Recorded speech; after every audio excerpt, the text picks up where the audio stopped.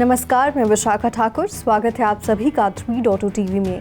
Leading virtual digital assets ने पिछले 24 घंटों में मजबूत वापसी की, जिसका नेतृत्व स्पॉट ETF अप्रूवल से पहले इन्वेस्टर की तेजी और हालिया रीसेंट नेगेटिव न्यूज फ्लोज को नजरअंदाज करना था।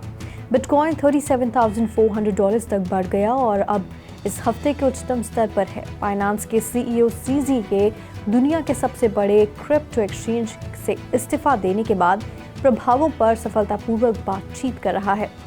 डेवलपमेंट के बाद BTC शुरू में $35,000 के निशान से नीचे गिर गई। तब से इसमें वापसी हुई है। पिछले 24 घंटों में लगभग 3.5% की बढ़ोतरी हुई है और ये $37,400 से थोड़ा कम है। ईथर ने भी $2,000 के साइकोलॉजिकली इम्पॉर्टेंट लेवल को पुनः प्राप्त कर लिया। वर्तमान में इसे 5% अधिक $2,054 पर ट्रेड कर रहा था।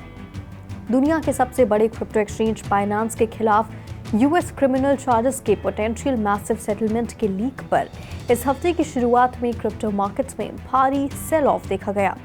CZ ने कंपनी से इस्तीफा दे दिया और डिपार्टमेंट ऑफ जस्टिस से कई क्रिमिनल चार्जेस में दोषी ठहराया। मार्केट ऑब्जर्वर्स ने नोट किया कि बाइनेंस सेटलमेंट ने US SEC के लिए अंततः स्पॉट बिटकॉइन ETF को मंजूरी देने का रास्ता साफ कर दिया है। जाहिर तौर पर ब्रॉडर मार्केट्स ताकत हासिल कर रहे हैं। सोलाना और चेनलिंक के लिए 6% अग्रिम उनके विचार की पुष्टि करता है, जिसकी वजह से पिछले 24 घंटों में ग्लोबल क्रिप्टो मार्केट कैप 4.4% बढ़कर $1.42 ट्रिलियन हो गया। इसके अलावा टोटल क्रिप्टो मार्केट का वॉल्यूम 13.9% घटकर $58.2 बिलियन हो गया। डीफाई का टोटल वॉल्यूम वर्तमान में $5.6 बिलियन है और सभी स्टेबल कॉइन्स का वॉल्यूम $51.9 बिलियन, जो टोटल क्रिप्टो मार्केट के 24 घंटे के वॉल्यूम का क्रमश 9.7% और 89.2% का प्रतिनिधित्व करता है। बिटकॉइन का डोमिनेंस वर्तमान में 51.6% है, जो दिन के दौरान 0.2% कम है। IC15 इंडेक्स टॉप 15 टोकन का बैरोमीटर 4% बढ़कर 47,300 हो गया। इस बीच एक्सपर्ट्स का मानना है कि बाइनेंस की निगरानी अब एक इंडिपेंडेंट कंप्लायंस अथॉरिटी द्वारा की जा रही है, जो वास्तव में आशावादी है। प्रमुख क्रिप्टो करेंसी एक्सचेंज बाइनेंस, फिनसिन और OFAC के साथ शुल्क निपटाने के बाद अमेरिकी बाजार छोड़ने के लिए तैयार है। सेटलमेंट में substantial financial penalties, leadership changes और सिग्निफिकेंट एग्जिट स्ट्रैटेजी शामिल है। बाइनेंस के खिलाफ आरोप बैंक सीक्रेसी एक्ट और सैंक्शंस प्रोग्राम के उल्लंघन के इर्द गिर्द घूमते हैं। US डिपार्टमेंट ऑफ जस्टिस ने बाइनेंस के साथ एक समझौते की घोषणा की है, जिसमें जुर्माने और जब्ती में $4.3 बिलियन का भुगतान करने की प्रतिबद्धता को रेखांकित किया गया है। समझौते में एक्सचेंज के ऑपरेशनल फुटप्रिंट को नया आकार देते हुए US मार्केट से कंप्लीट एग्जिट शामिल है। एक्सचेंज 5 साल की अवधि के लिए एक मॉनिटर अपॉइंट करने के लिए बाध्य है, जो सैंक्शंस प्रोग्राम के साथ बाइनेंस के कंप्लायंस की निगरानी करेगा। व्यापक उद्देश्य US मार्केट से एक्सचेंज को पूरी तरह से हटाना है, जो क्रिप्टो करेंसी एक्सचेंजों के लिए रेगुलेटरी रिस्पॉन्सेज में गहन बदलाव का संकेत देता है। US मार्केट से बाहर निकालने का निर्णय पर्याप्त फाइनेंशियल पेनल्टीज और लीडरशिप चेंजेस के साथ रेगुलेटरी चैलेंजेस के प्रति एक सीज़मिक रिस्पॉन्स का संकेत देता है। जुलाई 2022 में याचिका दायर होने के बावजूद US SEC ने स्पष्ट क्रिप्टो रेगुलेशन के लिए कॉइनबेस के प्रस्ताव पर निर्णय टाल दिया है।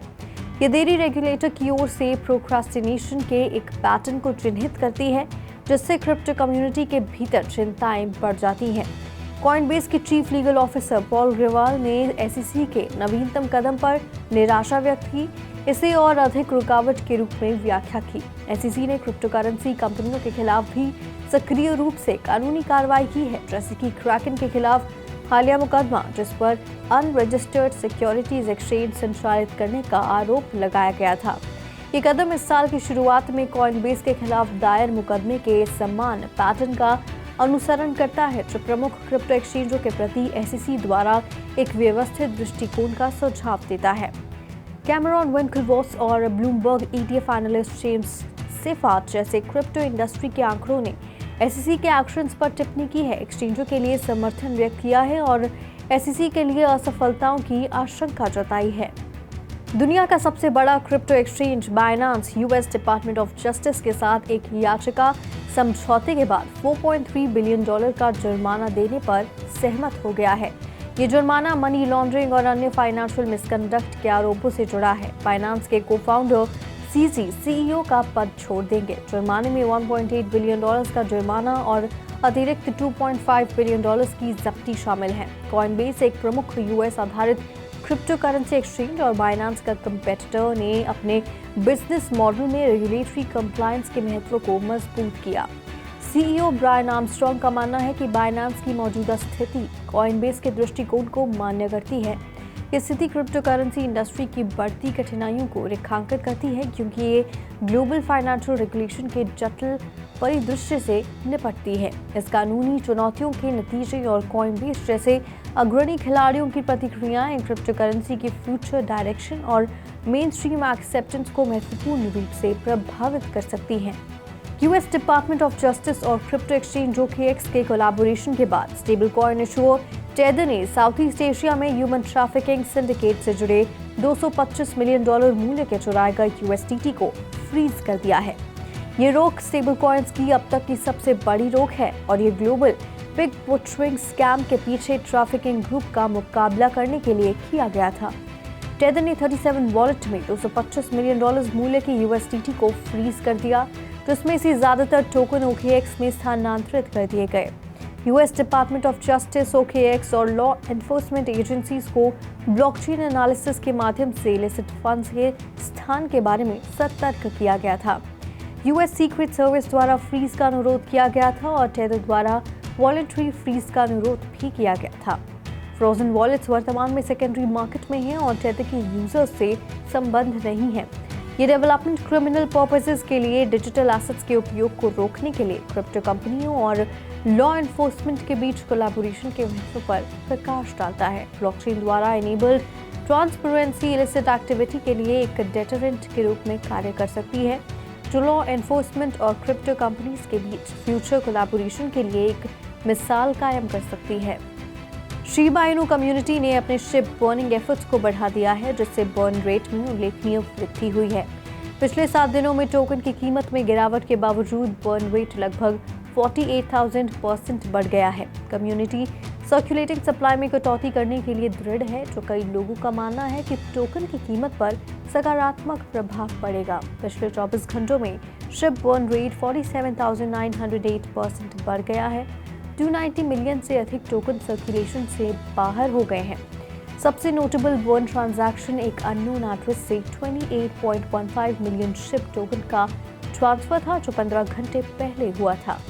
शिप कम्युनिटी ने इनिशियल शिप टोकन सप्लाई से 410.66 ट्रिलियन टोकन हटा दिए हैं, जिससे लगभग 589.34 ट्रिलियन कॉइन्स शेष रह गए हैं।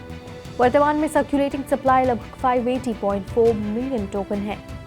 सोलाना नेटवर्क पर टॉप मीम कॉइन बोंक इनू सुर्खियां बटोर रहा है, क्योंकि ये काफी अच्छा पंप कर रहा है। कॉइन गेको के आंकड़ों के अनुसार पिछले हफ्ते में बोंक की कीमत में 125% से अधिक की वृद्धि हुई है। इसके अतिरिक्त डेटा इंगित करता है कि बोंक में पिछले महीने में लगभग 2000% और पिछले 14 दिनों के दौरान 433% से अधिक की वृद्धि हुई है। दिसंबर में लॉन्च किया गया बोंक को शिबा इनू और डोजकॉइन जैसे अन्य मीम कॉइन्स के एक वर्जन के रूप में डिजाइन किया गया था, जो FTX के कोलैप्स से प्रभावित थे, जिसका सोलाना से कुछ संबंध था।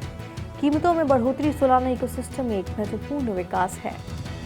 आर्बिट्रम ऑर्बिट इकोसिस्टम स्ट्रक्चर में बदलाव के बाद Ethereum layer 2 Kinto Arbitrum Nitro technology stack के माध्यम से आर्बिट्रम इकोसिस्टम में स्थानांतरित हो गया है। किंटो का लक्ष्य मॉडर्न फाइनेंशियल इंस्टीट्यूशन और डिसेंट्रलाइज्ड प्रोटोकॉल का समर्थन करने के लिए KYC कंप्लायंट लेयर 2 का निर्माण करके ट्रेडिशनल फाइनेंस और डिसेंट्रलाइज्ड फाइनेंस के बीच गैप को ब्रिज करना है। इसका उद्देश्य सभी स्मार्ट कॉन्ट्रैक्ट्स के लिए बिल्ट इन इंश्योरेंस प्रदान करके डीफाई एक्सप्लॉइट्स के जोखिम को कम करना भी है। आर्बिट्रम में स्थानांतरित होने का ट्रेडिशनल एसेट इशुएंस जारी करने से जुड़ी लागत और घर्षण को कम करते हुए ट्रेडिशनल फाइनेंशियल सिस्टम में सिमिलर लेवल की सिक्योरिटी, रिलायबिलिटी और रेगुलेटरी कंप्लायंस प्रदान करने की आवश्यकता से प्रेरित था।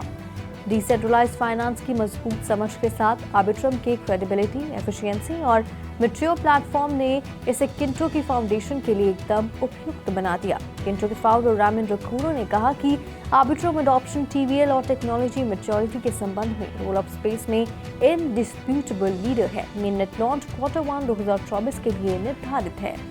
प्रोजेक्ट के लाइव होने के कुछ ही घंटों बाद इन्वेस्टर्स ने latest Ethereum layer 2 network blast में ईथर और स्टेबल कॉइन में $30 मिलियन से अधिक की राशि जुटाई है। ये इनफ्लो स्पीड, कॉस्ट और स्केलेबिलिटी से संबंधित बाधाओं को कम करने के लिए लेयर 2 नेटवर्क की मजबूत मांग का प्रमाण है। ब्लास्ट का यूनिक डिजाइन डिपॉजिटर्स को ब्लास्ट पॉइंट के साथ साथ ट्रांसफर्ड ईथर पर यील्ड अर्न करने की अनुमति देता है।